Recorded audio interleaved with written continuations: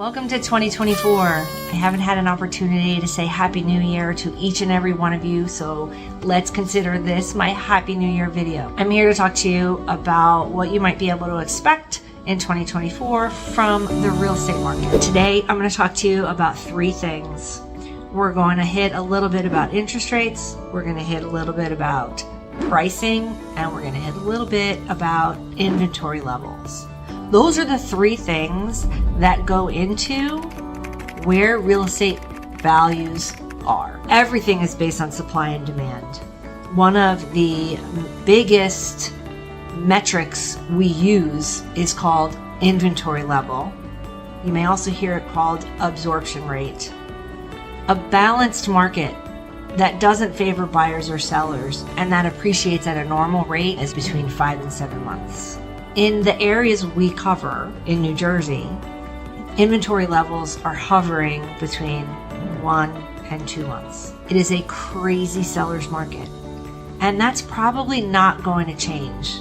So let's talk first about interest rates. I always tell people that I sell houses, not loans. So for specific information about loan packages and interest rates predictions, I am happy to refer you to one of the mortgage reps that we work with on a regular basis. We work with Prosperity Home Loans, Embrace Home Loans, and Citizens Bank. Brian, and Josh.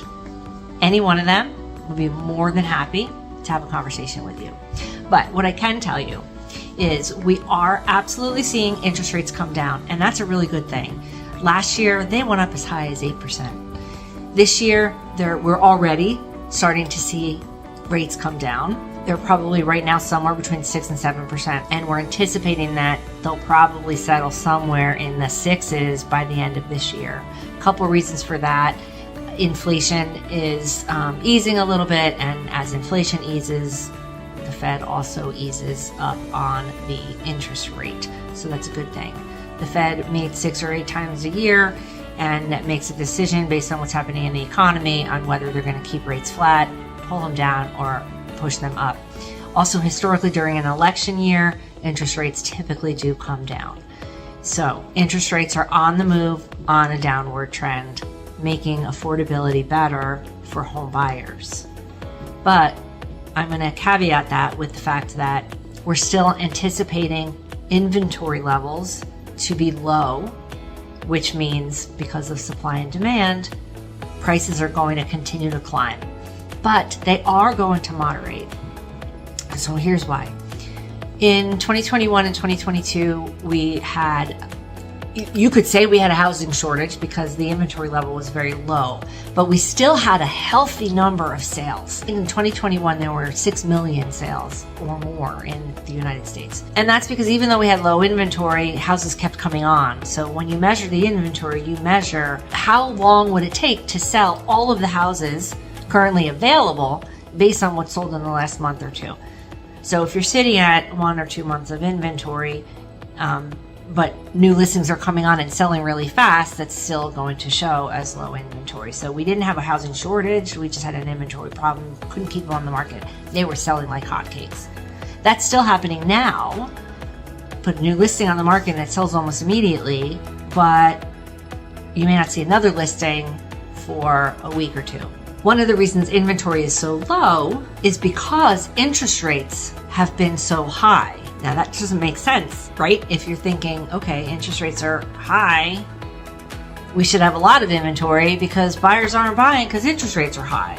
So here's a statistic. Last November, 50% of all buyers stated that they were going to buy regardless of interest rates. Another 25% bought with cash. So high interest rates really didn't keep the buyers away. What it did is it kept sellers from coming on the market because sellers were feeling locked in to their current rate. 78% of all mortgages currently sit at rates of less than 5%. So if you're a homeowner and you were thinking about maybe selling and interest rates were 8%, you're going to give up your 5% or your 3% or your 2.5% interest rate, and then your next house or your next loan is going to cost you 8%. A lot of people didn't want to do that.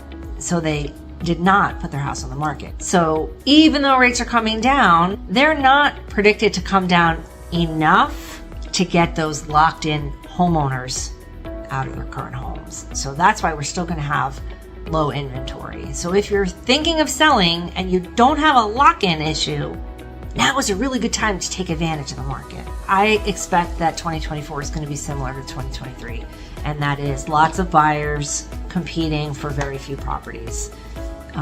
Luckily for those buyers, interest rates are going to come down, so that'll help a little bit from the buyer side, but they'll still be competing. So let's talk about home price performance, the prediction of where home prices are going to go. In 2023, homeowners enjoyed 5.92% appreciation. That's pretty solid. Here in Bernards Township and the surrounding areas, we definitely saw more like 10, 15, 20% in some cases appreciation. Prices are still going up, but we're not going to see a steep appreciation moving forward.